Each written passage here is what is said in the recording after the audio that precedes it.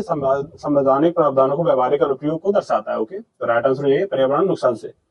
इसके अलावा next question पूछा था, नेक्स्ट क्वेश्चन था फ्रेंड्स, आरबीआई की डिप्टी गवर्नर कौन है? तो फ्रेंड राइट आंसर हो जाएगा वित्त मंत्रालय के शनिवार 7 जून 2025 को कहा गया है कि आरबीआई के नए डिप्टी गवर्नर टी रविशंकर है। तो फ्रेंड राइट आंसर हो जाएगा टी रविशंकर, जो 16वें वित्त आयोग के असंख्यिक सदस्य नियुक्त किए गए हैं। तो राइट आंसर हो जाएगा इसका टी रविशंकर हो जाएगी। ओके, जो अभी 7 जून को नियुक्त किए गए थे। और बात करते हैं आरबीआई के बारे में, तो फ्रेंड आरबीआई की जैसे की स्थापना कब हुई थी? तो 1 अप्रैल 1935 को हुई थी। और इसका जो अभी गवर्नर है वो कौन है फ्रेंड्स? तो अभी संजय मल्होत्रा है, पहले शक्तिकांत दास थे, 25वें और 26वें बन गए संजय मल्होत्रा। ओके, याद रखने, ये भी पूछा जा सकता है आने वाले शिफ्टों में। बात करते हैं आरबीआई के बारे में और कुछ जानकारी, जैसे कि यहाँ पर इसकी जो यहाँ थे प्रथम गवर्नर सीडी देशमुख थे भारतीय, और ओसवाल अश्वथ प्रथम भारतीय विदेशी गवर्नर थे। ओके, तो चलिए बात करते हैं नेक्स्ट क्वेश्चन। नेक्स्ट क्वेश्चन था 61वें संविधान संशोधन का संबंध किससे है? तो फ्रेंड बात करते हैं 61वें संविधान संशोधन का संबंध है मतदान के आयु से, जो 21 वर्ष से घटाकर 18 वर्ष कर दी गई थी। तो राइट आंसर होगा 21 वर्ष से हटाकर 18 वर्ष कर दी गई थी, और ये मतदान से संबंधित है। इससे 1988 में पारित किया गया था और इसे 1989 में लागू किया गया था। इस संशोधन द्वारा भारतीय संविधान के अनुच्छेद 326 में बदलाव किया गया था। यह संशोधन 1988 में पारित किया गया था और 1989 में लागू हुआ था। इसका मुख्य उद्देश्य था युवाओं को चुनावी प्रक्रिया में शामिल करना और लोकतंत्र और अधिक समावेशी बनाना। नेक्स्ट क्वेश्चन पूछा गया था। नेक्स्ट क्वेश्चन से पहले आप लोगों ने अभी तक चैनल को सब्सक्राइब नहीं किया तो फ्रेंड चैनल को सब्सक्राइब करके जुड़ जाइए और बेल आइकन को प्रेस कर दीजिए। डेली आपके पास एनालिसिस होगा तीनों स्टेपों का, एकदम रियल क्वेश्चनों के साथ। इसमें कोई फैक्ट क्वेश्चन ऐड नहीं करूंगा, और इसकी पूरी पीडीएफ आपको विद इसके सॉल्यूशन की पीडीएफ आपको टेलीग्राम पर मिल जाएगी, फ्री में उपलब्ध है। जाकर डिस्क्रिप्शन में नीचे लिंक है, आप जाके ज्वाइन कर लीजिए। ओके, नेक्स्ट क्वेश्चन था मुख्यमंत्री किसके लिए जिम्मेदार होता है? तो फ्रेंड बात करते हैं भारत में मुख्यमंत्री की नियुक्ति भारतीय विधानमंडल के अनुसार राज्यपाल को राज्य के प्रमुख बनाया जाता है। हालांकि मुख्यमंत्री सरकार की मुखिया होता है और राज्य के सुचारू संचालन के लिए जिम्मेदार होता है। ओके, इसके अलावा नेक्स्ट क्वेश्चन था। नेक्स्ट क्वेश्चन में पूछा गया था 1947 से लेकर 1991 तक सबसे ज्यादा किस पर ध्यान दिया गया था? तो फ्रेंड बात करते हैं 1947 से लेकर 1951 तक भारत के मुख्य रूप से सार्वजनिक क्षेत्र के उद्योग पर ध्यान दिया गया था। उद्योग, आयात, प्रतिस्थापना और आत्मनिर्भर पर ध्यान दिया गया था। तो ऑप्शन में था उद्योग, तो राइट आंसर हो जाएगा इसका उद्योगों पर ध्यान दिया गया था फ्रेंड्स, उद्योगों पर, आत्मनिर्भरता पर और प्रतिस्थापन पर। ओके, नेक्स्ट क्वेश्चन है। नेक्स्ट क्वेश्चन से पहले भी मैं आपसे रिक्वेस्ट करता हूं फ्रेंड, आप चैनल को सब्सक्राइब करके रखिए और बेल आइकन को प्रेस कर दीजिए फ्रेंड्स, क्योंकि जो भी मैं एकदम क्वेश्चन कराऊंगा 100% रियल और डेली आपको एनालिसिस मिलेगा।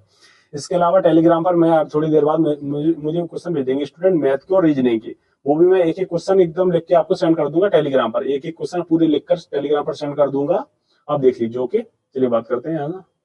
इसके अलावा नेक्स्ट क्वेश्चन था अंतरराष्ट्रीय व्यापार संबंधी नियमों को निर्धारित करने वाली संस्था पर ज्यादा ध्यान किसने दिया था? तो फ्रेंड राइट आंसर हो जाएगा डब्ल्यूटीओ, राइट आंसर हो जाएगा डब्ल्यूटीओ ने दिया था। ऑप्शन में भी था तो डब्ल्यूटीओ इसका राइट आंसर हो जाएगा। बात करते फ्रेंड अंतरराष्ट्रीय व्यापार में संबंधी नियमों को निर्धारित करने वाली मुख्य संस्था विश्व व्यापार संगठन डब्ल्यूटीओ। ओके, इसकी जब स्थापना पूछ सकते हैं तो स्थापना कब हुई थी? 1995 में इसकी स्थापना हुई थी, 1995 में। ओके,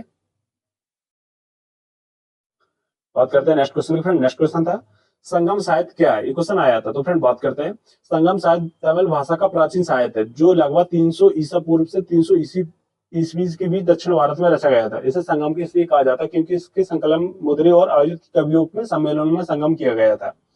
संगम साहित्य में कविताएं, महाकाव्य और व्याकरण ग्रंथ शामिल है, जो प्रेम, युद्ध, शासन, व्यापार और शोक जैसी विशेषों को प्रकाश डालते हैं। तो इसका राइट आंसर हो जाएगा तमिल भाषा से संबंधित है। यही पूछा गया था कि संगम किस भाषा से संबंधित है, तो राइट आंसर हो जाएगा तमिल भाषा से संबंधित है। यही क्वेश्चन आया था, ऑप्शन में था तमिल भाषा, तो राइट आंसर हो जाएगा तमिल भाषा। नेक्स्ट क्वेश्चन था 38वें नेशनल गेम कहाँ हुए थे? तो फ्रेंड बात करते हैं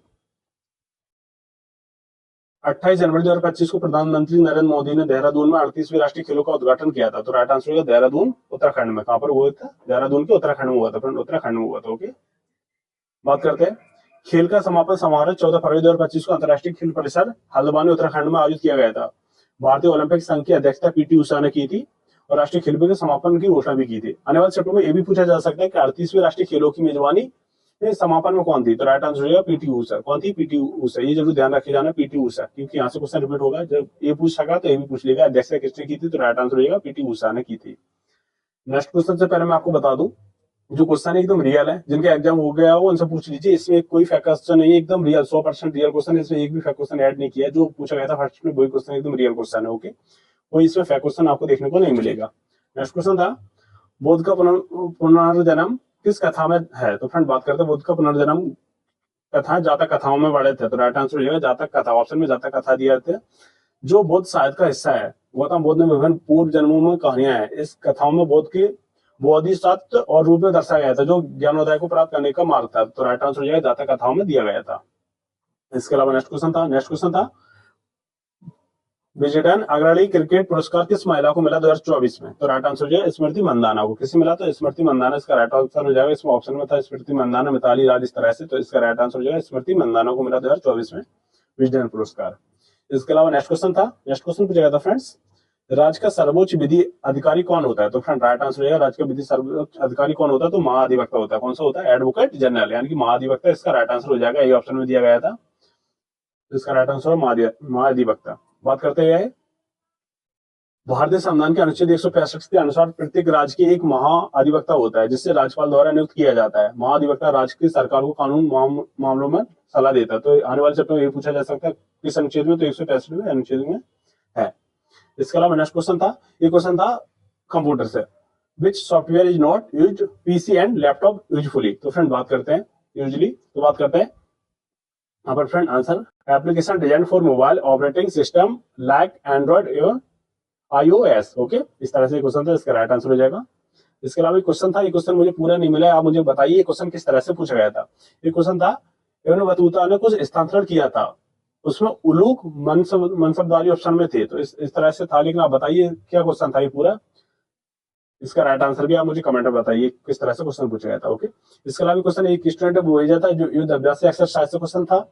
आर्टिकल 48 ए से मैंने आपको बता दिया, इब्न बतूता का मैंने बता दिया था, टाइप ऑफ मार्केट में हिस्ट्री से था एक, और यहाँ पर इसके अलावा स्कीम से क्वेश्चन था। उसके अलावा यहाँ पर सिंपल इंटरेस्ट से था, जो नॉर्मल क्वेश्चन आया था, बस एक टाइम निकालना था 26 मार्च से 26 अप्रैल तक। ओके, इसके अलावा यहाँ पर देख सकते हैं, यहाँ पर एक क्वेश्चन था जिसमें 2 क्वेश्चन थे, 3 और 7 से डिवीजन पूछा था। ये 2 क्वेश्चन थे यहाँ से डिवीजन डिवाइड वाले क्वेश्चन थे कि भाग किससे जा रहा है, एक संख्या दे रखी थी 300 और 7 से कटनी चाहिए थी, 4 ऑप्शन थे, यहाँ से 2 क्वेश्चन देखने को मिले थे।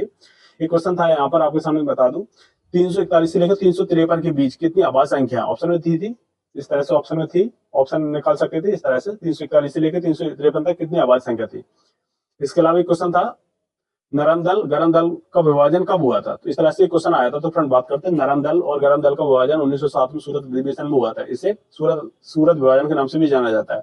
तो फ्रेंड इसमें ये पूछा था कि विभाजन कब हुआ था, तो 1907 में। कहाँ हुआ था? तो सूरत अधिवेशन में हुआ था। तो ये पूछा जा सकता है कहाँ पर हुआ था, तो ये सूरत अधिवेशन में। अभी पूछा था कहाँ कब हुआ था, तो 1907 में हुआ था।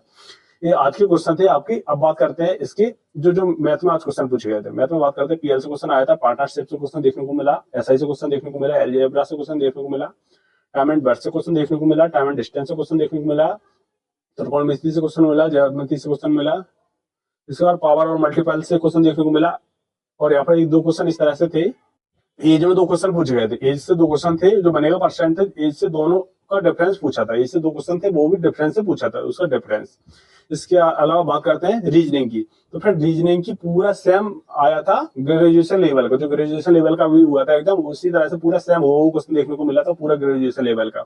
अगर मैं आपको आज की क्वेश्चन डाल दूंगा, अगर क्वेश्चन एकदम सेम है, तो मैं आपको ग्रेजुएशन लेवल की ओनली रीजनिंग की पीडीएफ आपको टेलीग्राम पर डाल दूंगा, वहां से आप करके जाइए। इनका आने वाले चैप्टर में एग्जाम है, क्योंकि वहां से आपको पूरा देखने को मिलेगा, 30/30 आपको देखने को मिल जाएगा। अगर पूरा आ रहा है तो मैं आपको डाल दूंगा अभी टेलीग्राम पर, और इसकी पीडीएफ भी मैं अभी टेलीग्राम पर जस्ट डाल देता हूँ वीडियो के नीचे।